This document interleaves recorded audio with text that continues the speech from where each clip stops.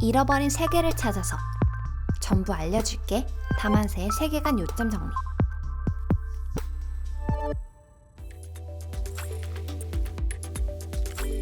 (1편에) 세계관 이해에 필요한 기본적인 개념들과 트레저 시리즈에 대해 구체적으로 해석해 두었으니 2편을 보시기 전에 꼭 먼저 보고 와주세요. 다만세의 세계관 해석은 정답이 아니므로 새로운 해석이나 추가 해석은 언제든 환영입니다. 같이 토론해보면 좋을 포인트들도 편하게 댓글로 남겨주세요. 그렇게 자신들이 그토록 바라던 유토피아를 꿈꾸며 누구보다 행복한 환상 속 항해를 즐기고 있는 멤버들. 하지만 그들의 꿈 같던 항해 끝에는 유토피아가 아닌 디스토피아가 존재하고 있었습니다. 그 이름하여 원더랜드. 벌써 환상 같지 않니 얘들아? 배를 타고 가디언즈 아일랜드에 들어왔듯 다시 배를 타고 도착한 소년들의 꿈속 Z차원. 하지만 사실상 소년들이 접한 Z차원은 앞서 말씀드렸듯 불노리아에서의 기억에 불과하다고 했었죠. 때문에 원더랜드 뮤비에서 등장하는 Z차원의 모습은 추후 더월드 시리즈에서 묘사되는 신식 도시 구조와는 상당히 거리가 멉니다. Z차원의 변두리가 아닌 핵심 도심에까지 도달한 것인데도 말이죠. 구식의 엘리베이터, 구식의 기계팔, 소년들을 억압하고 있는 다소 원초적인 요소들, 동시에 소년들의 기억의 파편들이 잔재된 요소들과 이곳이 소년들의 꿈속일 수밖에 없음을 보여주는 환상적인 소재들도 계속해서 등장합니다. 야간 비행 뮤비가 연상되는 활주로와 그라임즈 소녀의 목소리를 찾으러 갔던 동굴이 생각나는 굴 구조물, 땡스 뮤비 마지막에 등장하는 것과 흡사한 구도의 퍼레이드 카트와 그 주변을 맴돌고 있는 윤호의 바이크를 연상시키는 바이크 무대, 우영의 트라우마에 대한 비유였던 사슬에 묶인 모습과 홍중의 트라우마를 연상시키는 TV 구조물, 땡스 때와 동일한 구도로 커다란 깃발을 들고 있는 소년들, 끝이 어딘지도 모른 채 끝없이 올라가는 비현실적인 계단 구조물과 그러한 계단 구조들이 합쳐져 그 시작과 끝조차 알 수 없게 하는 무한 계단 구조, 트레저 시리즈 뮤비 전반적으로 등장하는 반투명한 커튼 구조의 배경. 하지만 결정적으로 이 모든 것이 정말 소년들의 상상임을 말해주는 모순적 요소가 있는데요. 원더랜드 활동의 상징적 착장이라고 볼 수 있는 제복신들, 유심히 보신 적 있으신가요? 혹시 뭔가 이상한 점이 느껴지지 않으셨나요? 그럼 여기에 집중해주세요. 제복을 입은 소년들을 둘러싼 악기를 연주하는 군악대, 감정을 유발시킨다는 이유로 음악이 금지된 Z차원의 군악대의 등장이라. 이미 작은 인이어 하나로도 모두를 세뇌시킬 수 있는 Z차원에서요? 너무 모순적입니다. 마지막으로 이러한 저희의 가정에 종지부를 찍은 것이 있었는데요. 킹덤 출연 당시 1라운드 경연곡이었던 원더랜드의 곡 설명에는 이런 문구가 포함되어 있습니다. 에이티즈의 세계관 중 상상 속 해적의 항해와 모험을 시간여행자의 시선으로 담아낸 무대. 그렇습니다. 트레저 시리즈의 소년들의 모든 여정은 꿈이었습니다. 더 정확히 말하면 소년들의 경험과 기억을 기반으로 만든 환상이었죠. 하지만 그나마 다행인 것은 지난 에피소드 3 앨범에서도 언급했듯 소년들이 서서히 꿈을 자각해 나가고 있다는 점이에요. 다시 돌아와 꿈꾸던 유토피아와는 전혀 다른 곳에 정박한 소년들. 절망하고 좌절하는 것도 잠시, 비로소 이 꿈속 여정의 끝자락에서 소년들은 꿈속 세계에 의문을 가지며 왜 자신들이 이곳에 있는지에 대해 생각하기 시작합니다. 끝의 시작이자 진실의 문 그 앞인 이곳에서 너는 여기서 멈출 텐가, 그토록 원하던 것이 눈앞에 있다고 외치며 끝이 기다리는 시작으로 가자고 말합니다. 그리고 그런 소년들의 노력을 알기라도 하는 듯 환상 밖 여상이 역시 계속해서 그들을 깨울 신호를 보내죠. 불노리아 엔딩 속 여상이의 촛불 부는 모션을 원더랜드 뮤비 속 성화가 똑같이 반복합니다. 피버 시리즈 마지막, 여상이를 구하러 왔다고 쓰여있는 성화가요.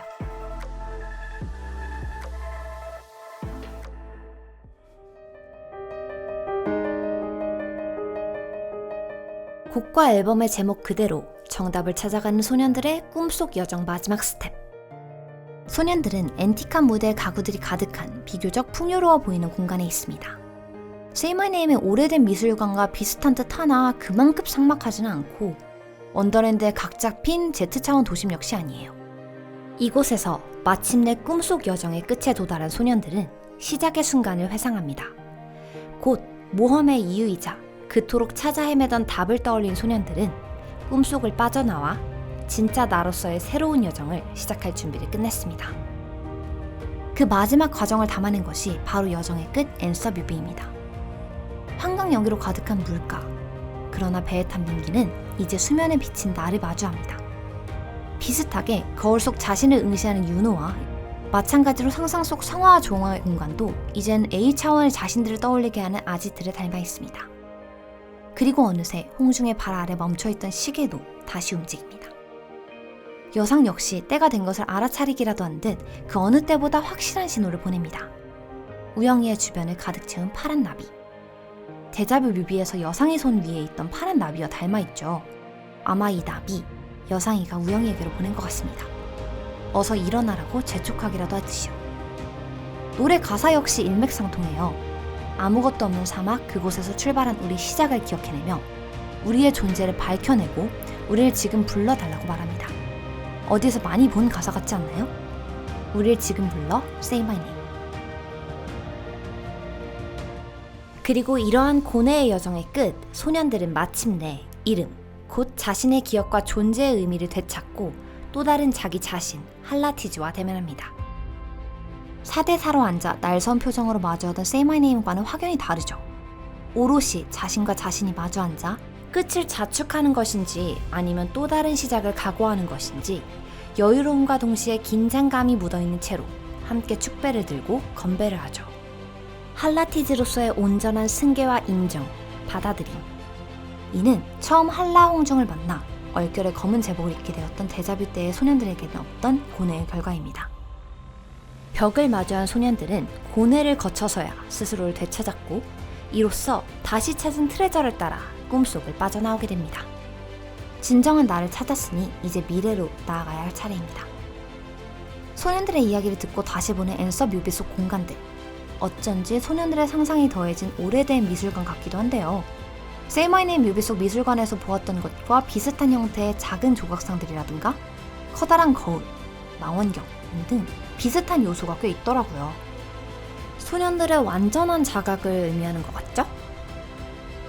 그럼 이제 다시 Say My Name 뮤비로 돌아가야 할 것 같아요.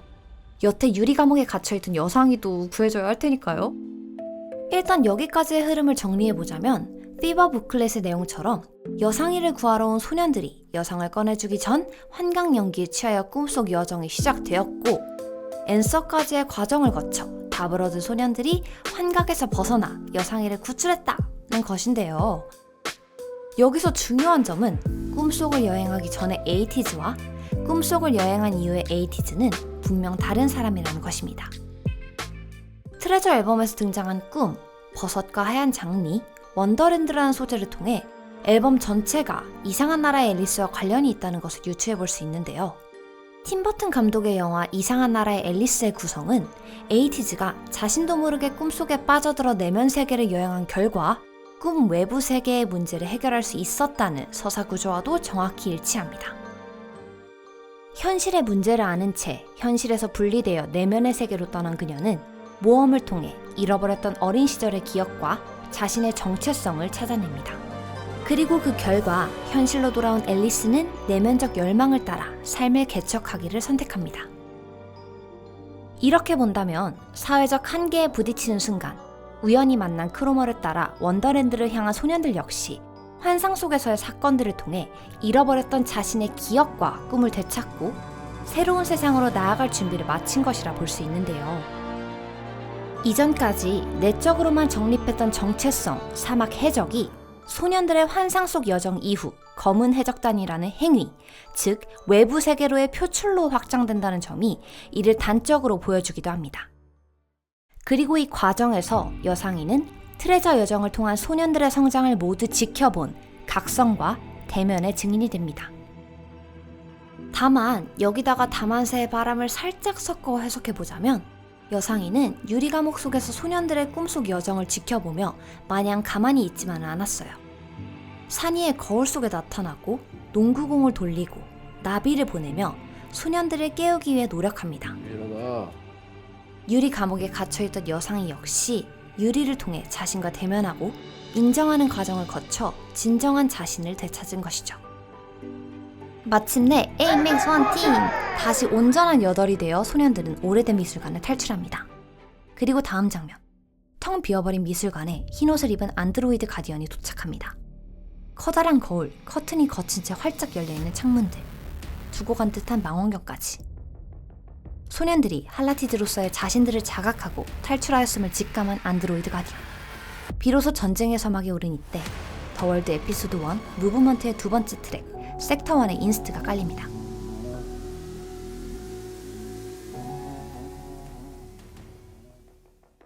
피바의 열병으로 서로를 만나 트레저 시리즈를 통해 할라티드로서의 자신들을 자각하게 된 소년들. 미술관을 탈출한 소년들의 앞에는 진정한 Z차원 더 월드가 펼쳐질 예정입니다.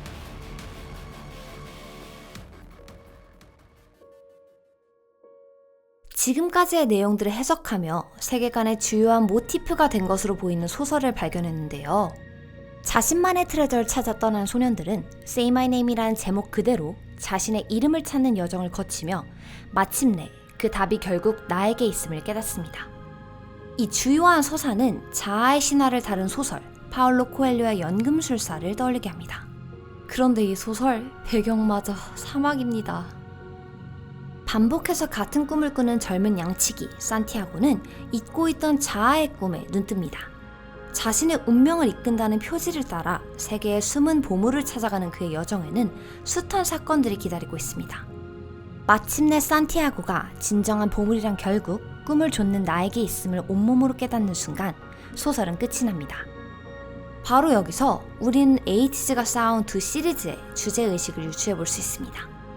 현실은 필연적인 역경을 보내어 꿈을 잃게 만들지만 그 역경이 우리의 정신과 의지를 성장하게 하고 그 속에서 우리는 자신의 마음의 소리를 따라 나 자신이 누구인지 어떤 삶을 원하는지를 끊임없이 되물어야 한다는 것.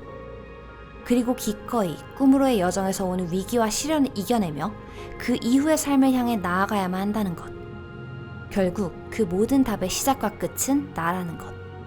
그리고 그때야 비로소 꿈을 따라가는 여정 자체가 꿈이 될 것이라는 것까지.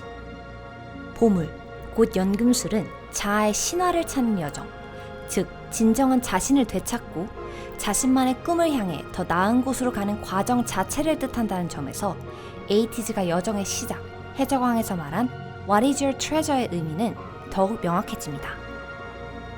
이번 공연 타이틀인 Towards the Light, Will to Power는요, 우리 모두가 각각 자신만의 빛을 가지고 있고 또 그 빛을 향해 나아가자는 의지를 담은 그런 타이틀인데요. 힘든 순간이 와도 걱정하지 마세요. 저희는 에이틴이가 얼마나 빛나는 사람들인지 알고 있으니까 자신을 믿고 더 나아가면 됩니다. 알겠죠?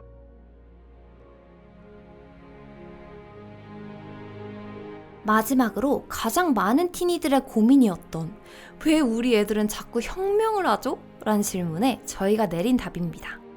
이 역시 트레저 시리즈에서 다시 찾은 소년들의 트레저와 관련이 있는 듯해요. 타인에 의해 혹은 스스로에 의해 계속해서 꿈과 희망을 잃어버려야 했던 소년들은 피버 시리즈를 지나며 자신만의 트레저를 트레저 시리즈에서 앤서로서의 자신을 되찾습니다. 그리고 잃어버렸던 내면의 꿈과 희망을 다시 찾게 된 순간 이들은 삭막한 Z차원의 꿈과 희망을 돌려주리라 결심한 듯 보여요. 자신들이 그랬듯 누구나 자신만의 꿈과 희망, 트레저를 발견할 수 있게끔. 부클릿에서의 장면들은 이러한 해석에 타당성을 부여해줍니다.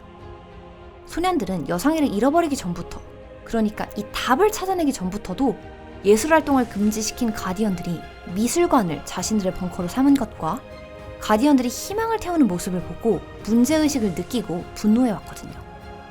기억과 희망의 소중함을 여실히 알게 된 지금, 이들이 혁명의 의지를 불태우고 Z차원의 잃어버린 빛을 되찾아주려 다짐하는 건 그리 놀라운 일이 아닐 테죠.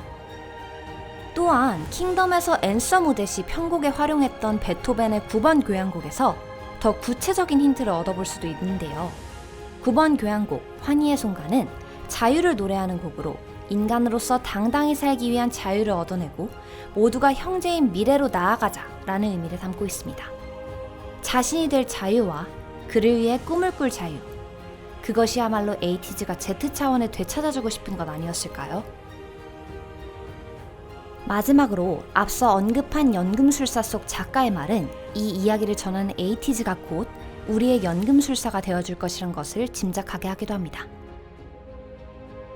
이렇게 본다면 에이티즈의 세계관은 피버, 트레저, 더 월드의 순으로 진행될 수밖에 없습니다. 열병 없이는, 열망 없이는 혁명은 존재할 수 없으니까요. 이러한 맥락으로 소년들의 마음의 여정을 따라가다 보니 세계관을 분석하며 항상 마음에 걸렸던 부분도 해소할 수 있었어요. A차원에서 일어나는 얘기들이 이 두 개의 앨범이야. 이때 A차원의 이야기는 관념적 의미가 아닐까 싶어요. 쉽게 말해 피버에서 A차원에서 느닷없이 찾아온 열병을 겪은 소년들이 트레저에서 뜨거운 혼란 끝에 자신만의 답을 발견하고 이후 더월드 속 Z차원의 혁명으로 확장되는 에이티즈 세계관의 큰 흐름 속에서 피버와 트레저는 Z차원의 혁명에 있어 주축이 되는 또 다른 나, 할라티즈로서의 정체성을 획득하기 전까지의 이야기를 그린 것입니다. 즉, 아직 Z차원에서의 소명을 자각하지 못한 이들의 이야기라는 점에서 A차원에서 일어난 이야기로 분류할 수 있는 것이죠.